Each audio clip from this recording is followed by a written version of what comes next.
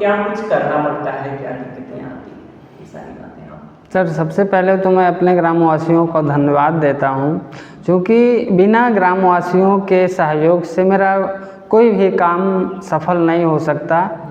क्योंकि स्वच्छता एक ऐसा माध्यम है कि जो समुदाय लेवल पर है। कोई एक अकेले व्यक्ति गांव में स्वच्छता नहीं ला सकता, क्योंकि ये सभी लोगों के साथ अगर मिल के पूर्णतया कॉम्बिनेशन हो तभी हम लोग स्वच्छता के प्रति अपना कोई नया एक्सपेरिमेंट और लोगों में एक बीमारियों से बचने के एक ताकत ला सकते हैं। उनके अंदर ह्यूमिनिटी, ये जैसे केवल दवाओं से ही नहीं ह्यूमिनिटी बढ़ती, जब हमारा परिवेश स्वच्छ होगा तो भी किसी ह्यूमिनिटी से कम नहीं।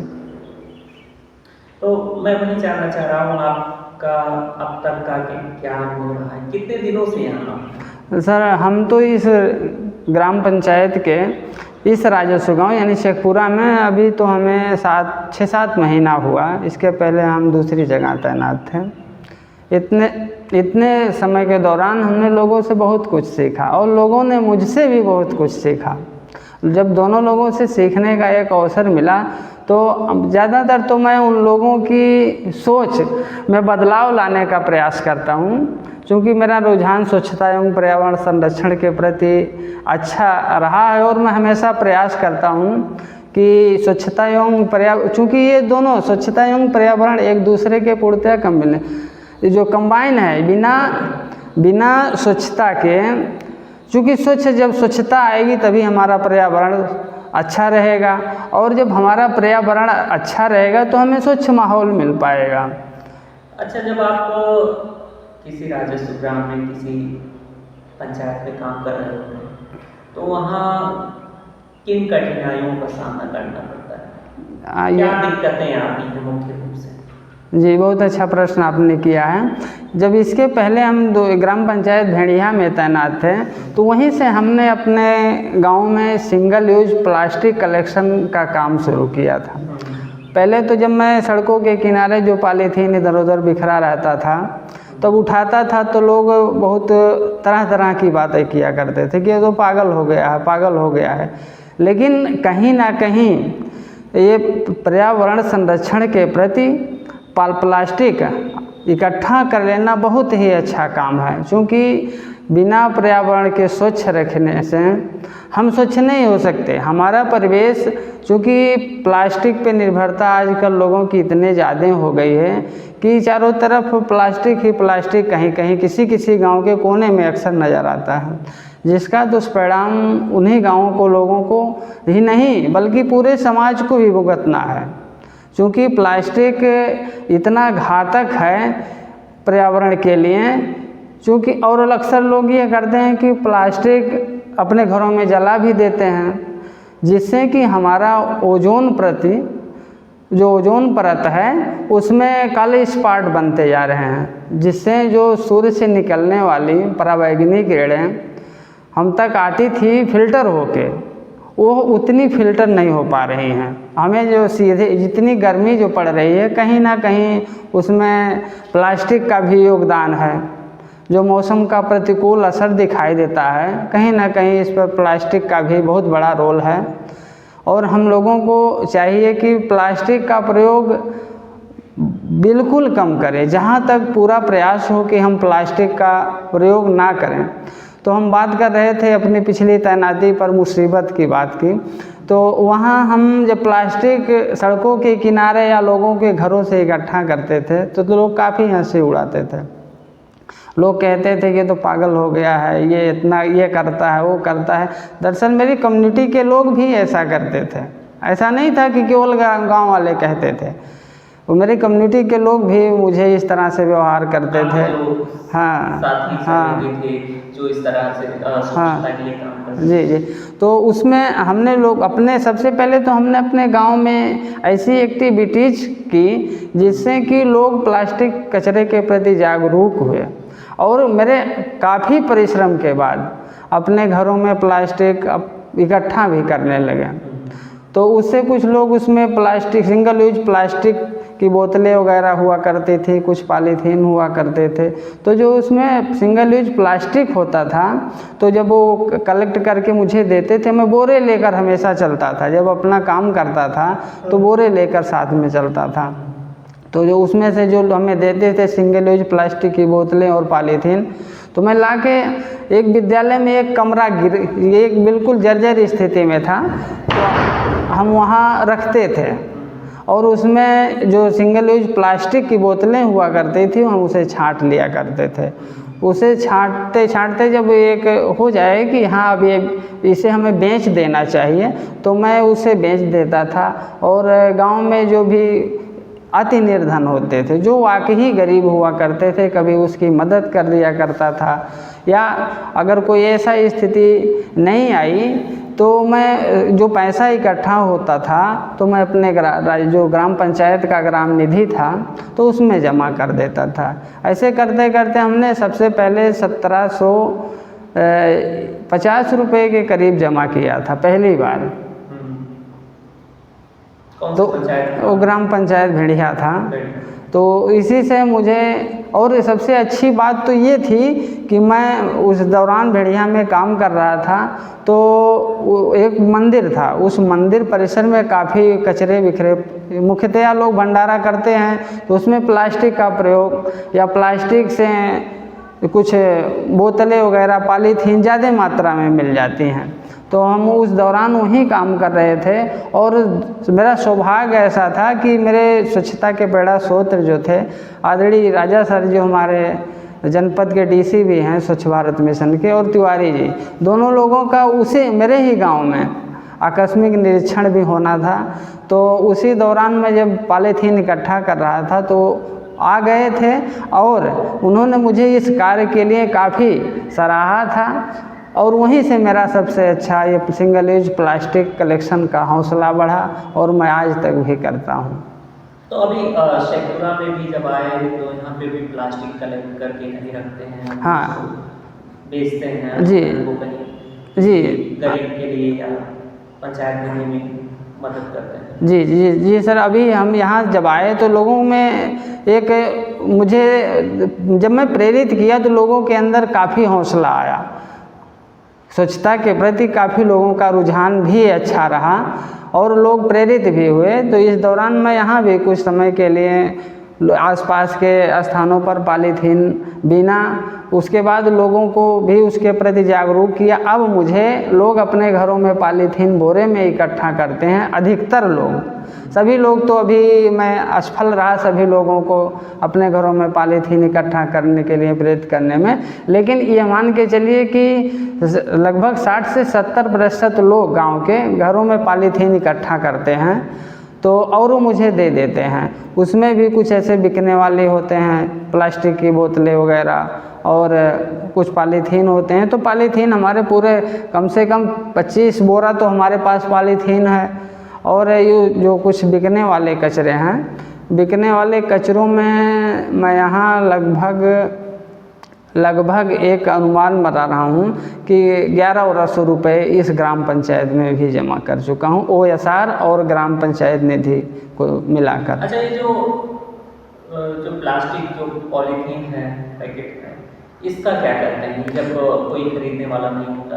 अभी हम इस पे हमारे गांव में RRC सेंटर बन रहा है, अभी एक्टिव नहीं है, अभी चालू होने वाला है। तो जब वो चालू हो जाएगा हम जो सिंगल यूज प्लास्टिक्स यानी पॉलीथीन जो है उसे हम वहाँ जमा कर देंगे और जो शासन स्तर की बात होगी कि उसे कहीं रीयूज के लिए रीयूज या रिसाइकिल जो भी सरकार का माध्यम होगा, रिसाइकिल के लिए अगर कहीं बिकेगा तो उसे दे देंगे। कहीं ना कहीं ग्राम पंचायत, हाँ अभी कलेक्ट करके रख रहे हैं, कहीं ना कहीं कोई सोर्स जनरेट हो जाएगा ग्राम पंचायत के लिए। ये तो रही प्लास्टिक और उसके निपटान की बात।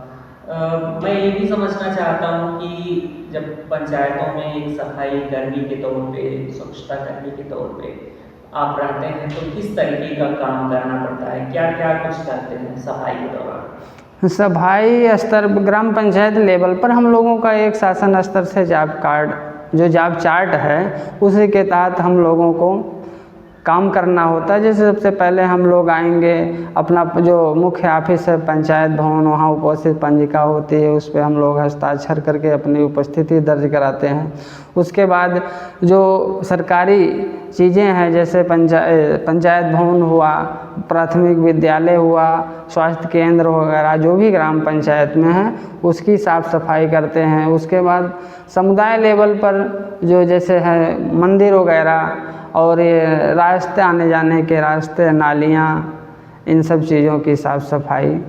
तो ये चार्ट शासन के द्वारा दिया जाता है? चार्ट शासन स्तर से इशू है। हर पंचायत में अलग अलग है या? नहीं, सभी के लिए वही एक नियम है। तो उस चार्ट के अनुसार आप काम करते हैं। और कितने घंटे लगभग काम करना पड़ता है? हम लोगों को सुबह 7 बजे से लेकर वैसे 2 बजे तक हम लोगों का जो ग्रीष्म काल का है उस दौरान है। फिर शीतकाल में अब बीच में कुछ ब्रेक वगैरह? अब ब्रेक है, आधे घंटे दोपहर में हम लोग टिफ़िन लाते हैं। अच्छा, मतलब वो चार्ट में? हाँ, तो अपनी टिफ़िन लाते हैं, खा लेते हैं। अब कभी भी मिल जाए वैसे तो हम लोगों के लिए कोई। अच्छा, स्वच्छता को लेके ग्रामीणों का, घर वालों का, जो लोग हैं जिनके घरों से कचरा निकलता है, उनका कितना सहयोग बनता है? अब जैसे लोगों के अंदर हम जब प्रेरित करते हैं तो हालांकि पहले तो काफ़ी कठिनाइयों का सामना करना पड़ता है, लेकिन जब बार बार उन्हें प्रेरित किया जाए तो उनका वो परिवर्तन अपने आप में भी लाते हैं, क्योंकि स्वच्छता हर एक इंसान को प्रिय है। उन्हें प्रेरित हुए, चूँकि एक दूसरे की कॉपी पेस्ट के माध्यम से चलता है। अगर पड़ोसी का द्वारा साफ़ है तो अगला पड़ोसी ज़रूर साफ़ करेगा। अगर अगले का गंदा होगा तो उसी के सापेक्ष वो भी अपने व्यवहार में परिवर्तन नहीं लाएगा। मतलब एक दूसरे का देख के एक दूसरे से लोग प्रेरित हो रहे हैं। मैं भी देख रहा था कल, इन्हीं रास्तों पे जा रहा था तो देखा कि आप एक नाले की सफाई में लगे हुए हैं और काफ़ी मेहनत करते थे, आप दिखाई पड़े वो भी धूप में। तो मुझे लगता है कि आपसे कहीं ना कहीं, और जो पंचायतें हैं जहाँ गंदगी रहती है, जहाँ साफ सुथरा नहीं होता है, जहाँ और भी सफाई करते होते हैं, उन लोगों को प्रेरणा लेनी चाहिए। मुझे लगता है सीखना चाहिए और करना चाहिए कुछ। जी, ऐसा वो लोग भी कुछ ना कुछ अनुकरण ज़रूर करते हैं मुझसे, और मैं भी उन लोगों से कुछ, ऐसा नहीं है कि मैं पूर्ण परिपक्व हूँ। हर माध्यम में मैं भी उन लोगों से कुछ ना कुछ शिक्षाएं लेता हूँ, क्योंकि मैं जहाँ कोई हर व्यक्ति तैनात होता है उस गांव का स्वच्छता का हीरो होता है। चाहे जिस ग्राम पंचायत की बात हो, जहाँ वो सफाई कर्मचारी तैनात है, वो उस गाँव का स्वच्छता का हीरो है। उससे लोग प्रेरित हों और ग्रामीणों की भी वो नकल करें, क्योंकि ग्रामीणों में भी कुछ ऐसे होते हैं जो वाकई बहुत प्रिय होता है उन्हें स्वच्छता। उन लोगों से भी शिक्षा लें और पूरे गांव को सामंजस्य बनाकर पूरे गांव को हमेशा स्वच्छ रखें, जिससे बीमारियां दूर हों सभी लोग। साफ सफाई के अतिरिक्त एक आपने कला है, एक आर्टिस्ट के तौर पे भी कभी कभी मैं आपको देखता हूँ, चाहे पंचायत भवन हो, चाहे आसपास की जगह हो, वहाँ कुछ प्लास्टिक का उपयोग करके, बोतलों का उपयोग करके कुछ कलाकृति बनाते हैं, कुछ और डिजाइन सजावट का काम करते हैं। तो ये कहाँ से हुनर आया, कब से ऐसा कुछ? ये चूँकि हमारे पास जिस मात्रा में कचरा पहले इकट्ठा होते थे और आज भी होते हैं, तो जब कहीं ना कहीं उसका सोचते हैं कि इसको हम तो बेकार की चीज़ें हैं, कहीं ना कहीं कुछ इससे उत्पाद बनाए जाए, तो कहीं ना कहीं यूट्यूब एक ऐसा माध्यम था जहाँ से हम लोग भी सीखते थे। और कई ऐसे प्रशिक्षण हैं जो प्लास्टिक के रीयूज के बारे में सीखा हमने, और कुछ ना कुछ गुरुजी से लोग भी हम लोगों को प्रशिक्षण देते हैं सिंगल यूज प्लास्टिक के रीयूज के बारे में। इन्हीं सब चीज़ों से हम लोग कुछ ना कुछ उत्पाद बनाते हैं और ये चाहते हैं कि अगले लोग भी इससे प्रेरित हों। प्लास्टिक का उपयोग, जी, प्लास्टिक का रीयूज वो भी करना सीखें। कभी बहुत ऐसे उत्पाद हैं जो हम लोग, जो कुरकुरे लोग, हम तो कहते हैं गांव में आप कुरकुरे खाते हैं लेकिन प्लास्टिक हमें दीजिए, उसका हम कुछ ना कुछ उत्पाद बना लेंगे और आपको अच्छा लगेगा जब आप आइएगा, देखिएगा। तो अभी कुछ आपको ध्यान आ रहा हो, कुछ कलाकृतियाँ, कुछ सजावट की चीज़ें आप बनाए इसमें एक दो नाम? हमने जैसे यहाँ पर जो है एक पंचायत भवन का मुख्य जो कंप्यूटर कक्ष का गेट था, वहाँ के लिए हमने एक गेट बनाया था पॉलीथीन की मदद से। वहीं पर एक डेकोरेट के लिए एक फ्लावर रखा है, वो भी हमने प्लास्टिक की बोतलों से बनाया था। और एक यहाँ पर एक पेड़ भी है, वो भी तो प्लास्टिक की बोतलें एवं पॉलीथीन से रस्सी बना पेड़ बनाया था। और ये भारत माता की स्टैचू जो कचरा गांव में, इसमें सभी लोगों का योगदान है जो कचरा देते थे प्लास्टिक्स, उसमें सभी घरों से लगभग कहीं ना कहीं कुछ पॉलीथीन की रस्सी बना के जो इधर उधर फेंका गया था, उससे एक भारत माता की स्टैचू बनाई गई है। अब लोग उसी कचरे को आकर नमस्कार करते हैं, तो वाकई अच्छा लगता है कि कहीं ना कहीं प्लास्टिक का रीयूज बेहतर है। ये सारी चीज़ें हैं। और इसके साथ ही यहाँ जब आप आते हैं तो एक घर होता है कि हाँ घर आ गए, थोड़ा सा सुकून वाली जगह, थोड़ा सा आराम सा महसूस होता है। और एक होता है काम पे आए।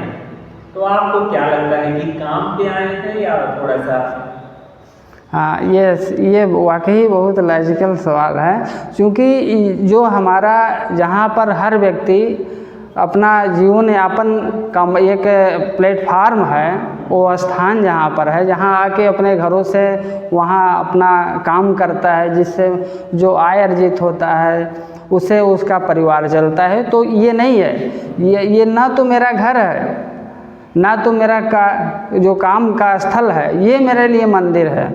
क्योंकि यहाँ मैं इबादत के लिए आता हूँ, और जो भी मेरा काम है मैं इबादत स्वरूप ही करता हूँ कि मैं अपने पूजा स्थल पे जा रहा हूँ। यहीं से मेरे घर की, मेरे जीवन की हर दिनचर्या चलती है, मेरे परिवार पलते हैं। कहीं ना कहीं यह स्थल मंदिर से कम नहीं हो सकता, क्योंकि सारा घर, हाँ, सब कुछ यहीं से चलता है। अच्छा, यहाँ पे मतलब जब से काम कर रहे हैं या स्वच्छता के लिए जब से काम कर रहे हैं, तो कहीं से आपको किसी भी तरीके का प्रोत्साहन मिला हो, कुछ आपको किसी ने किसी तरीके के सम्मान से नवाजा हो, कुछ ऐसा आपके साथ कभी हुआ? हाँ, ऐसा कई बार हुआ है सर।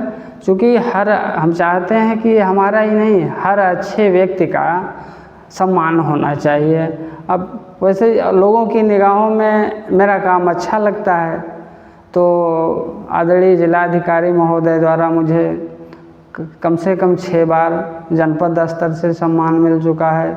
लखनऊ जो पंचायत राज निदेशालय है हमारा, वहाँ से मुझे सम्मान मिला है। और जो अन्य हैं बहुत सारे नेतागण लोग